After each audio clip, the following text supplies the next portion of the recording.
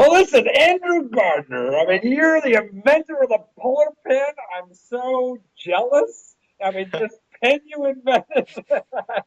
I don't know why I couldn't have done that. And you're raising, you're always up to $60,000 on this. I don't know if it's a toy, it's a pen, it's a stylus, and all magnets. God, how did this come about, Andrew?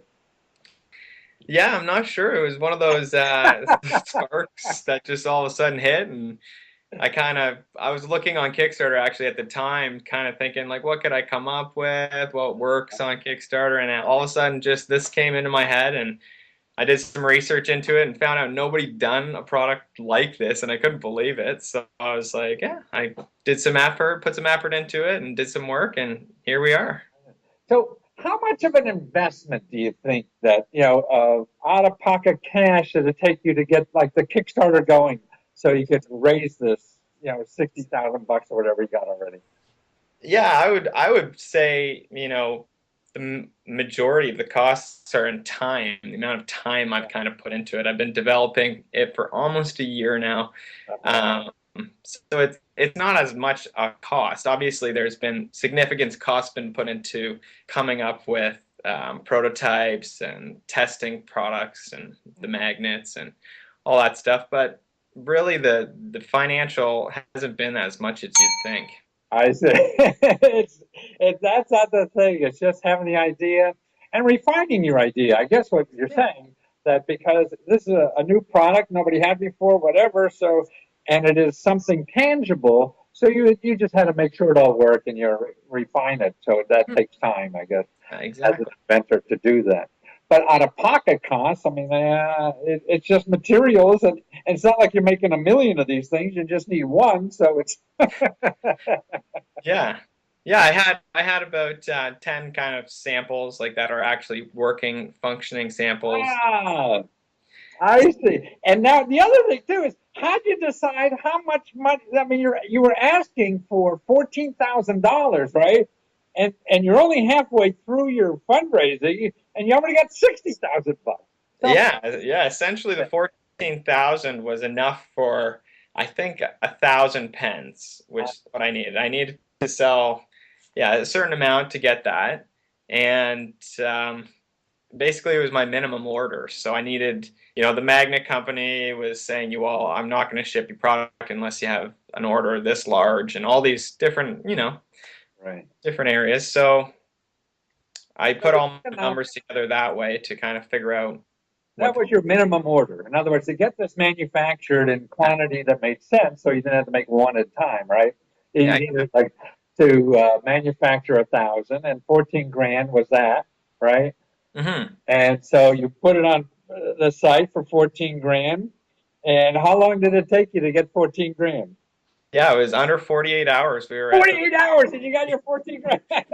Yeah, and it was one of those things. I got the okay from Kickstarter to launch, and I wasn't sure if I should launch it right away. It was a mid Tuesday, and I was like, oh, should I maybe wait for like a Monday Weekend's morning? better, maybe Monday. Yeah, exactly. So then I talked to a few friends. They're like, oh, what can you lose? So my actual idea was I wasn't going to start any kind of marketing or even put it on Facebook until the next morning, Wednesday morning. Uh-huh.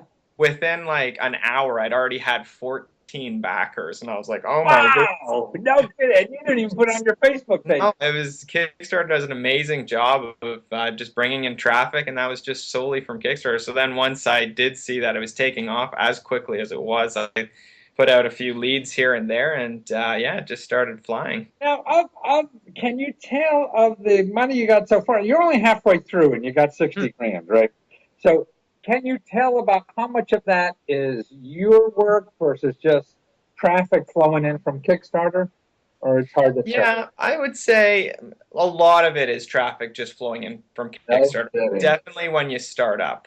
But then other things start building, like Twitter starts building, and all of a sudden you get people coming in from all over the place. So it's definitely, I wouldn't say 50-50. I would say there's more coming from Kickstarter, but it's catching up. Kind of my efforts are now catching I up. see. So maybe by the end you may surpass and it may be 60-40, with 40 being Kickstarter and you 60 or something like that. Yeah.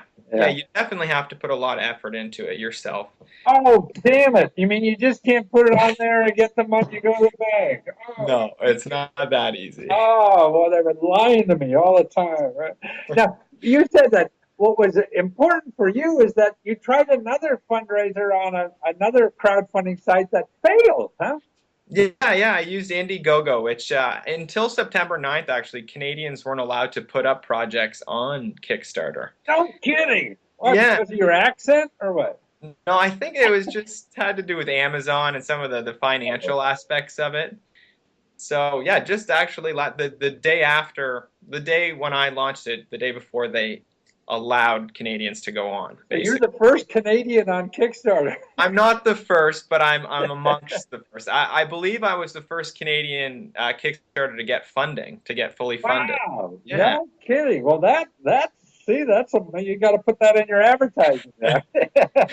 Yeah, so I originally used Indiegogo and I learned so much from that first campaign on how to kind of get the word out and get things going and the failures. You learn. I mean, what kind of things can you tell people so we don't have to all struggle like you did? Huh? Well, the marketing end of it, it's Right. everything comes down to marketing in the end. If you work good, if you get your marketing going in the right direction at the right time, and you really have to push that first wave. So as the ball starts rolling, if you keep even now, it's been a week into the project, and it's much more difficult for me to kind of keep it flowing. Flowing, yeah. So it. But other people tell me there is a cycle, it goes up and down or whatever. But you're saying Indiegogo, I mean, that was a bigger nut needed in the beginning, right? 25 grand. Well, you doubled that anyway, but it's all marketing then, is what you're saying, it sounds like.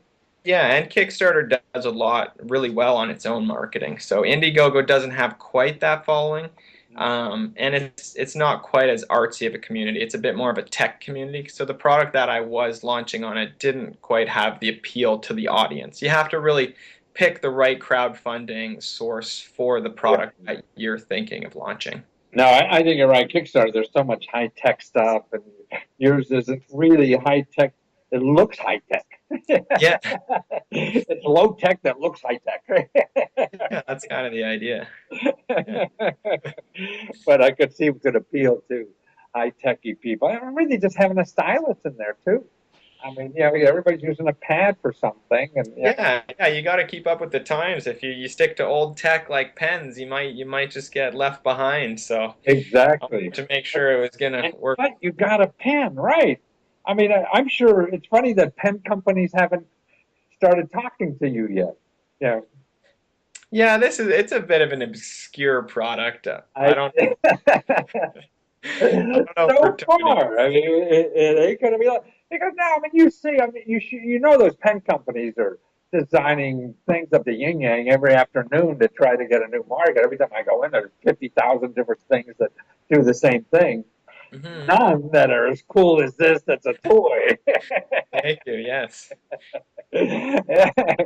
So you really did something terrific here, Andrew. And thank you for being in our community or whatever, and making life more fun for us to do work or get away from work so we can have more fun with the work tools, and for showing us how to have fun in life by just going out and doing things. So good for you. And so people want this to go to polarpen.com and you still order, right, at the Yeah. pre-manufactured price, right? Yeah, because if you wait on them at the demand, you're going to have to fight with that big price. So you get it now. Yeah. Get it now when it's hot, and yeah, I hope to But, continue the oh, product. great Christmas presents. Because, man, you might probably want to get a dozen of these things. Because how many people would be, I mean, who couldn't have fun with this thing? Yeah. And, That's that's the idea. It cures writer's block, I say. right.